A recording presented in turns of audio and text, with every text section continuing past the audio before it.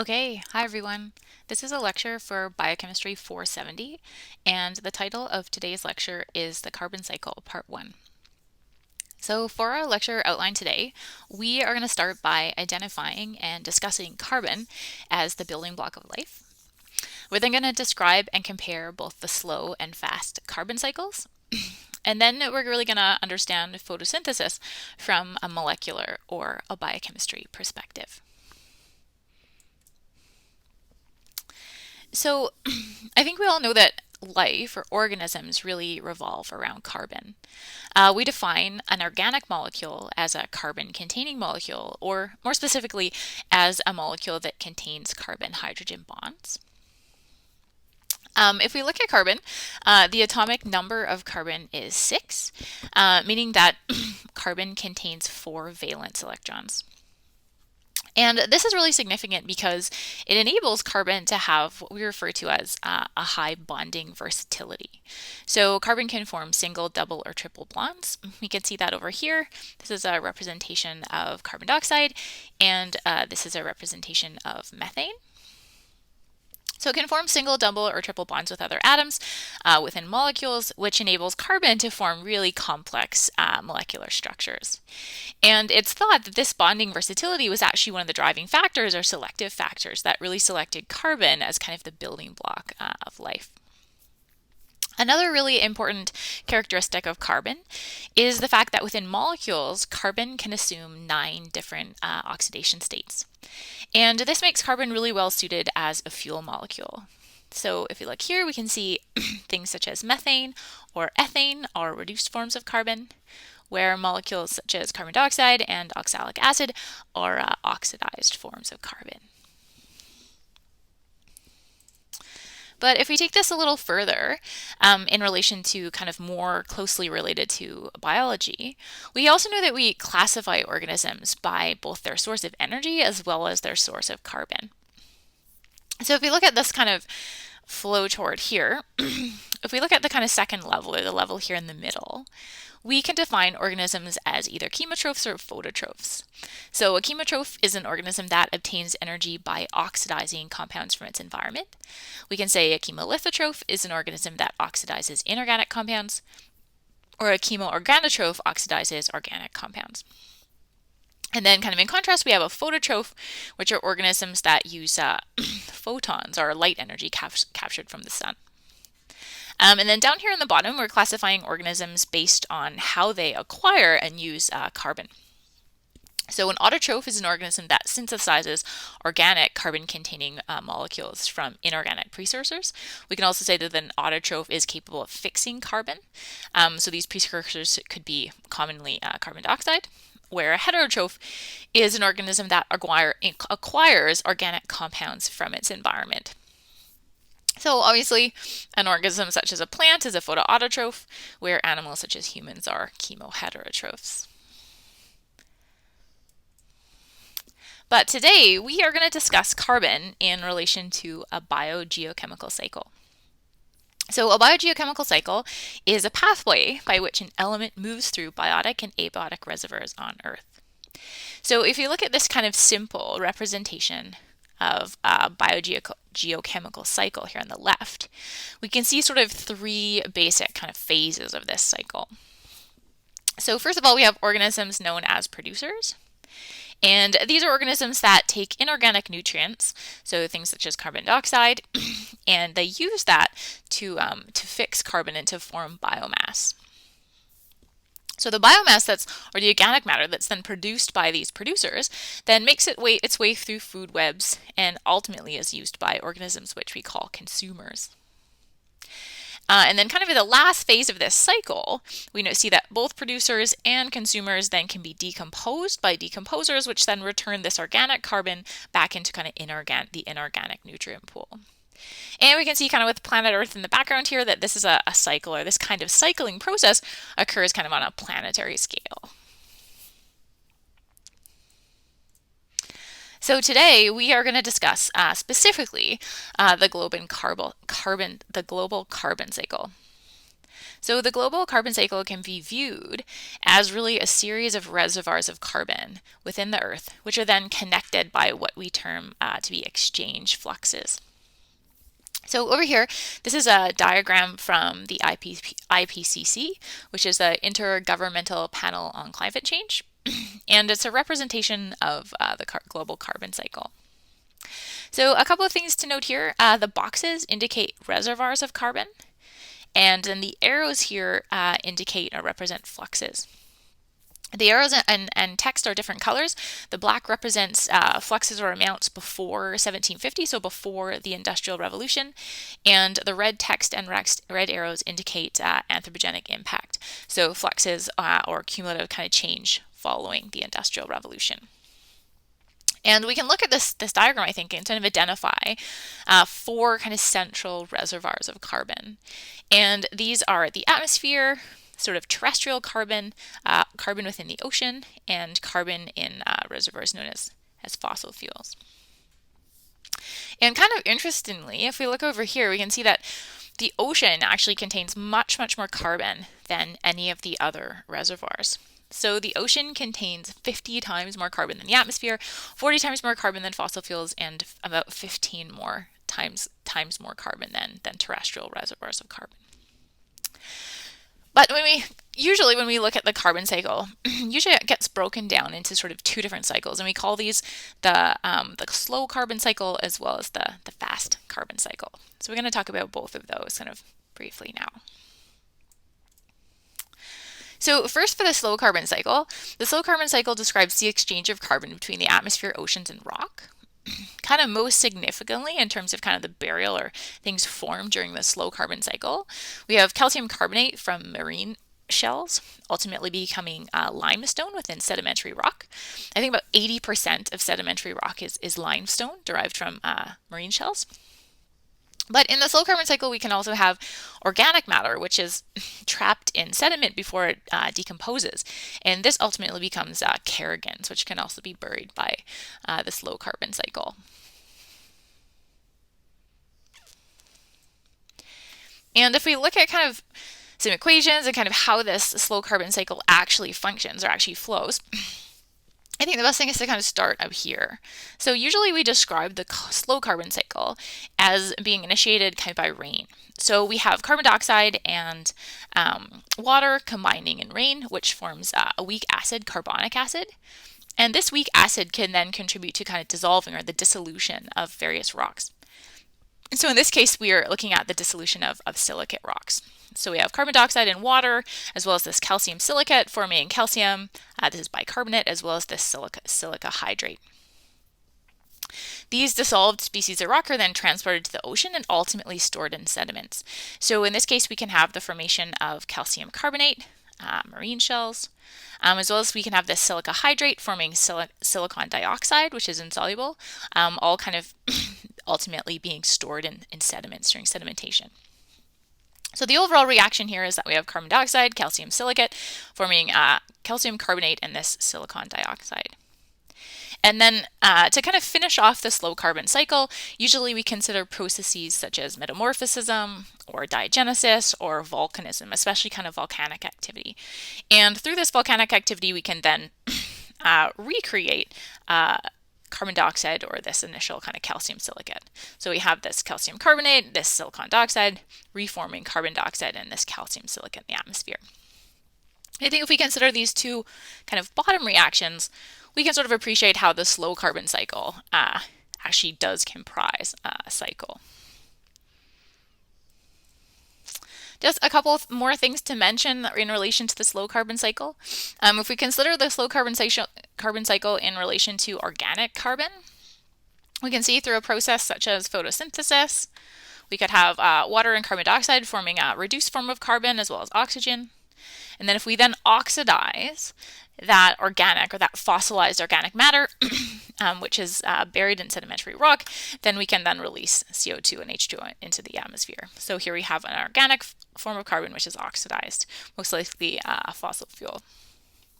If we consider kind of the amount of carbon flowing through the slow carbon cycle, it's in the range of kind of 0.1 petagrams per year. This is kind of 10 to the 13 or 10 to the 14 grams per year.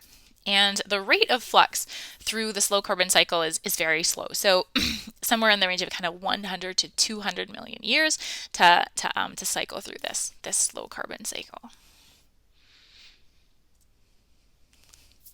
And then if we consider the fast carbon cycle describes the exchange of carbon between the atmosphere and the biosphere. There's sort of three dominant processes within the fast carbon cycle, and these are photosynthesis, cellular respiration, as well as fermentation. If we look over here, we can see that in this diagram from the IPCC again, we can see that this fast carbon cycle is largely represented by these arrows sort of here. So the flux of carbon between the atmosphere and the biosphere, and we can see that gross photosynthesis is represented by this arrow here, fixing carbon. And total respiration, as well as fire would be kind of a minor contributor, is releasing carbon dioxide or releasing carbon into the atmosphere. And in contrast to the slow carbon cycle, the flux of carbon through the fast carbon cycle is a lot greater. So it's somewhere in the range of kind of 1 to 100 petagrams per year, so kind of 10 to the 15 or to 10 to the 17. Grams per year, and the rate is also much quicker. So the rate through the fast carbon cycle is somewhere in the range of kind of 1 to hundreds of years. So much quicker than the slow carbon cycle. And for the rest of this lecture, we are going to focus specifically on photosynthesis as being a really dominant process within the fast carbon cycle. So as most of you know, photosynthesis is defined as the conversion of light energy into chemical energy. I think before we really describe the biochemistry of the photosynthetic process, it's also important to realize kind of just how incredibly important photosynthesis is. Photosynthesis creates almost all the biomass on Earth, as well as the oxygen in the atmosphere, and most organisms aren't photosynthetic, and so most organisms actually generate energy by, oxidizing this organic biomass that's created by photosynthetic organisms. So incredibly important process, photosynthesis. Getting into kind of the components, photosynthesis has two kind of phases. It has the light-dependent reactions. In these reactions, sunlight provides energy to produce ATP as well as a reduced electron carrier, which is NADPH. And we also have the carbon assimilation reactions, also known as the Calvin cycle. And in these reactions, ATP and this reduced electron carrier are consumed to fix carbon and to form what are known as triose phosphates. So over here on the left, this is a really simple diagram, but it's showing sort of the balance between photosynthesis and cellular respiration. So if we have sort of a photoautotrophic organism here, such as a plant, fixing carbon to form kind of an organic carbon, and then if we have a heterotrophic organism, such as an animal, is then oxidizing that reduced organic carbon back to CO2. So we can see that this photosynthesis and cellular respiration kind of work together to form this cycle. And before we move on, it's also important to note that photosynthesis can be either oxygenic or anoxygenic. So the oxygenic process is kind of the most widely used process where light is used to split water, which liberates electrons and oxygen.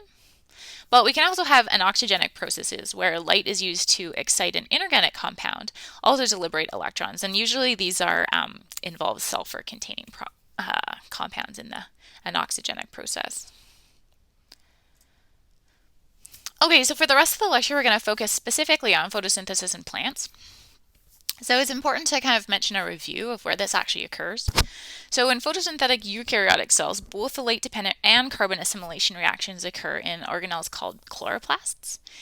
And chloroplasts are derived from self-replicating organelles, which are called plastids. So we got to look at a few important components of a chloroplast. So first of all, a thylakoid is a membrane-bound disc or compartment within a chloroplast. You can see a thylakoid here. Often we have stacks of thylakoids, and in that case they're referred to as granum. We also have lamellae. These are thylakoids that kind of join these granum together. And then the fluid that's kind of within a chloroplast, but outside of these thylakoids or these granums, is known as the stroma. And so this is important because the light-dependent reactions occur within the thylakoid membrane, and the Calvin cycle or the carbon assimilation reactions occur in the stroma. Okay, so before we look specifically at some of the photosystems involved in photosynthesis, it's important first to kind of review and quickly define some important chromophores. So a chromophore is the part of a molecule that's responsible for its color. More specifically, it's the region of a molecule where the energy difference between two separate molecular orbitals falls within the range of the visible spectrum of electromagnetic spectrum. So basically, visible light is able to excite this molecule, or excite an electron within this molecule from a ground state to an excited state. And there are many different chromophores, but when we're studying photosynthesis, the important chromophores, or the most important chromophores to consider, are chlorophylls. So plants use chlorophylls, and bacteria actually use a similar molecule known as bacteriochlorophyll. So if you look at the structure of a chlorophyll here, it looks somewhat similar to heme. So it contains a porphyrin ring, but a chlorophyll has a magnesium ion coordinated in the center. It also has a number of other kind of chemical substituents, probably most notably this phytyl side chain, this hydrophobic side chain here. And there's a number of different chlorophylls. In plants, the most common are chlorophyll A and chlorophyll B, and they differ kind of slightly. If we look here, we can see the slight structural differences between chlorophylls A and B in plants. Significantly, chlorophylls A and B absorb light within the visible spectrum, which is kind of less than about 480 or 500 nanometers, as well as sort of between kind of 600 and 700 nanometers. But they don't absorb light kind of between 5 and 600, or not a lot, definitely between sort of 5 and 550. And this is, of course, why plants look green. And we call this kind of the green window here, where chlorophylls don't absorb.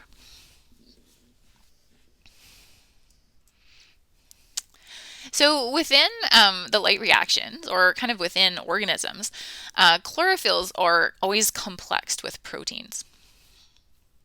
And so we can say these chromophores, or these chromophores, most of them being chlorophyll, are arranged in functional arrays that are called photosystems. And these photosystems are essentially large protein complexes that sit within the thylakoid membrane and kind of enable the light reactions of photosynthesis. And these photosystems contain kind of hundreds of chromophores, but only a few of them can actually function to transduce light into chemical energy. And we'll see kind of why that is in a minute. Another kind of important thing to mention about chromophores, or chlorophyll, is that the different ways that an excited molecule can actually relax down to the ground state. And there's a few ways that the molecule can kind of achieve this, or things that can happen. So in some ways it can relax down to the ground state, releasing heat or fluorescence. We can also have an excited molecule donate an electron to an acceptor molecule, and we'll see that this contributes to the function of an electron transport chain within the light reactions. Or we can have coupling, where we can have an excited chromophore coupling its excitation to a neighboring chromophore. And that's sort of significant if we look at sort of the structure of one of these photosystems here. So this is photosystem 2 within plants. It's a dimer. These subunits D1 and D2, which are shown in kind of gray and white here, are significant because they form kind of the core complex, which contains the reaction center. And then these proteins here are CP47, CP43, as well as light harvesting complexes 2. These are various types of antenna. And so they have chromophores, or chlorophylls, that can be excited and then couple their excitation to neighboring chromophores to kind of transduce that excitation and kind of ultimately excite the chlorophyll that's in the reaction center. So there's obviously these large structures, and part of those structures are known as antenna. If we look at photosystem 1, it's similar to photosystem 2. In this case, it's a trimer. These proteins here, PSA-B and PSA-A, they form both the reaction center as well as the core antenna. So we have this light harvesting complex 1 here, also functioning as an antenna. And again, the function of the antenna being that it has chlorophylls, or chromophores, that can be excited and then couple that excitation to ultimately result in excitation of sort of the reaction center here, which in this case is a chlorophyll with a maximum excitation wavelength of 700 nanometers. So looking beyond sort of the function of these photosystems in isolation, I think it really helps to understand how the light reactions work or how they function if we kind of put these things or assemble these things into an electron transport chain. So here within the light reactions, we have photosystem 2, as well as this complex cytochrome BC6F complex, as well as photosystem 1. And then we have the reduction potential here shown on the left-hand side. And the way that these the light reactions function is we have excitation of a reaction center in photosystem 2. So in this case, it's a chlorophyll molecule with a maximum excitation of 680. This molecule is excited, donates an electron to this redox center, pheophytin, and through another redox center, and ultimately reduces this compound here, which is known as plastiquinone. So we have plastiquinone being reduced. Reduced form of plastiquinone then donates electrons down to the cytochrome BC6F complex through 2 cytochromes, ultimately reducing this molecule here, which is plastocyanin. And we have this reduced form of plastocyanin. And as this is occurring, we also have oxidation of water, forming molecular oxygen. And the electrons that are liberated during this reaction are used to replenish electrons within this reaction center here, this chlorophyll that was initially excited. And then if we go back over here to plastocyanin, this plastocyanin, or if we go over here, to photosystem 1, we can have excitation of this chlorophyll molecule within sort of the active center of photosystem 1. Excitation results in the donation of an electron here to this molecule phylloquinone through a series of iron-sulfur centers, ultimately reducing ferredoxin. So we have ferredoxin in the oxidized and the reduced state. And then plastocyanin here then is oxidized, and the electrons that are liberated then replenish the reaction center here in photosystem 1. And then kind of the final step within this electron transport chain is reduction of NADP by ferredoxin, and it's catalyzed by ferredoxin reductase. And so we have the formation of this reduced electron carrier, NADPH. And often, because we have this excitation and then electrons kind of flowing from low to high redox potential, occurring kind of twice, often the light reactions are described as having this kind of Z pattern or Z scheme in their sort of redox flow.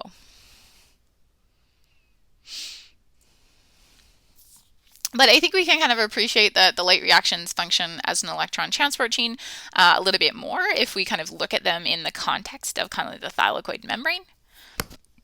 And so in this case, we can see that as we oxidize water, we liberate protons. Also, as we oxidize plastiquinone, we liberate electrons in the lumen. And so ultimately, this electron transport chain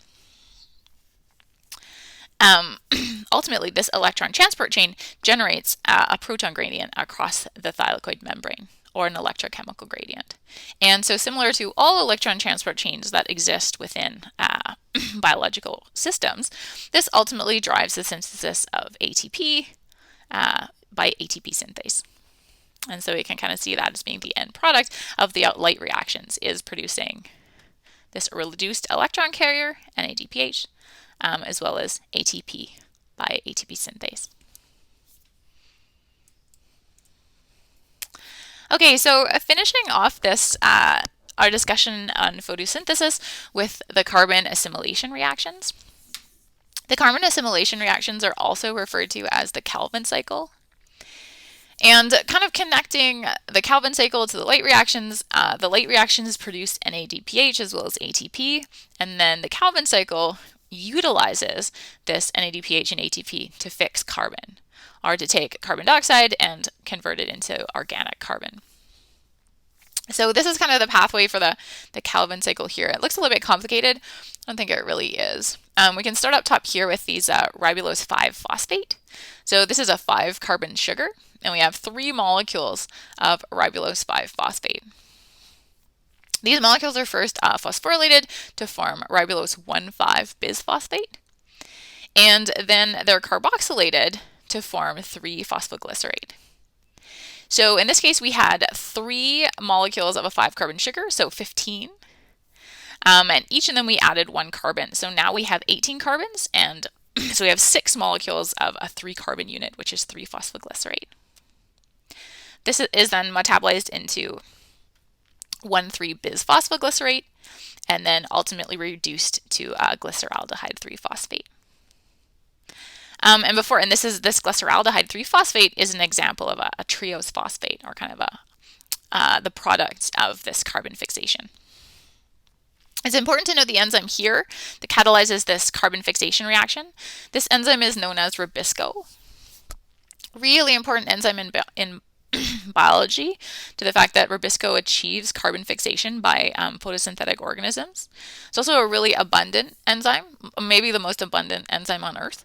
And some plant cells are actually kind of 30 to 50% Rubisco by dry mass. But anyways, down here at the bottom, we've generated this glyceraldehyde 3-phosphate, which is our triose phosphate. And there's kind of several fates of this glyceraldehyde 3-phosphate. So it can be isomerized into dihydroxyacetone phosphate. And 1 molecule of these 6 molecules of glyceraldehyde 3-phosphate that are produced here is then transported out of the chloroplast and can be used within the plant cell for other processes. So to kind of either store carbon or build carbon-containing molecules. We can use 1 of these triose phosphates for this purpose, where the other 5 molecules of triose phosphate are then used to recycle and regenerate this ribulose 5-phosphate, which we used at the beginning of the cycle. And we can kind of look at this regeneration kind of quickly here. So if we had 5 molecules of these triose phosphates, we can use 2 of them to form fructose 1,6-bisphosphate, which can then be dephosphorylated by hydrolysis. We have fructose 6-phosphate. We can use another one, glyceraldehyde 3-phosphate, to form erythrose 4-phosphate and xylulose 5-phosphate. This erythrose can be metabolized with dihydroxyacetone phosphate to form this cedoheptulose 1,7-bisphosphate, and then which is then dephosphorylated again by hydrolysis. And then we can use our last molecule of glyceraldehyde 3-phosphate to form both ribose 5-phosphate and xylulose 5-phosphate. And these 3 molecules here are all 5-carbon sugars, which can be easily metabolized back into our starting molecule here, which is ribulose 5-phosphate. So importantly, we can see that the carbon assimilation reactions, also known as the Calvin cycle, fix carbon, forming these triose phosphates. But to do that, we also require ATP, as well as reduced electron carriers. So in this case, NADPH. So before we finish the lecture, I just wanted to make a quick point and sort of mention sort of where these triose phosphates that are made through the Calvin cycle actually kind of go in the cell, or what they can be used for. And so in plants, a triose phosphate can be either metabolized into glucose and stored as starch, or kind of the primary transport molecule for carbohydrates in plants is sucrose. So as I said, we can have a triose phosphate that's exported from a chloroplast. We can combine 2 triose phosphates to make fructose 6-phosphate. And then over here we can kind of see the metabolic pathway that results in sucrose production. So fructose 6-phosphate with UDP glucose generates sucrose 6-phosphate, and through dephosphorylation we've generated sucrose here. Okay, so that brings us to our summary in relation to the carbon cycle, part 1. So the global carbon cycle describes the flux of carbon between various reservoirs on Earth. The slow carbon cycle describes the exchange of carbon between the atmosphere, oceans, and rocks. And the fast carbon cycle describes the exchange of carbon between the atmosphere and biosphere, and is driven primarily by photosynthesis and cellular respiration. Okay, thanks for watching. Bye.